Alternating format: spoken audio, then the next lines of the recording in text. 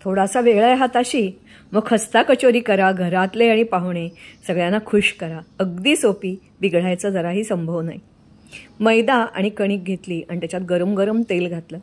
मसाला करायची झंझट नाही. सीता वाटिका हा मसाला वापरला, रेडीमेड आहे. हे जे पीठ आहे हे पीठ प्रथम कोरडं असताना तेल घालून मीठ घालून चांगलं हाताने भुसभुशीत करून घ्या. हवा त्याच्यात मुरली पाहिजे.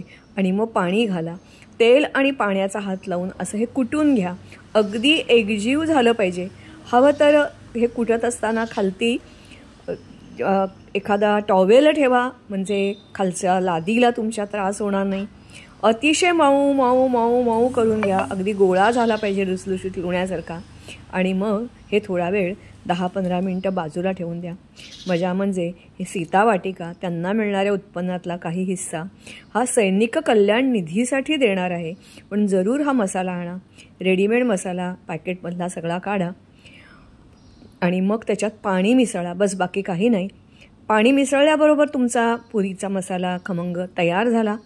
जेवढे तुम्हाला करायचे असतील, मी त्याच्यातून 15-16 केले होते. असे हे कचोऱ्यांचे गोळे तयार केले. हे पीठ असं तयार झालेलं आहे. पातळ लाटून घेतली, त्याच्यावर हे मसाला घातला. मोदकाला किंवा पुरणपोळीला करतो तसं केलं आणि मग लाटलं. तळायच्या अगोदर एक छोटासा तुकडा टाकून बघितला, तेल नीट तापलं आहे ना. आणि मग ही झालेली कचोरी मी तळून काढली. तळताना वरच्या बाजूला तेल टाका, म्हणजे वरच्या बाजूला आणि खालच्या बाजूला छान ती फुगेल आणि खुसखुशीत होईल. अतिशय छान, खुसखुशीत आणि चविष्ट सीता वाटिका कचोरी. नक्की खा आणि मस्त रहा.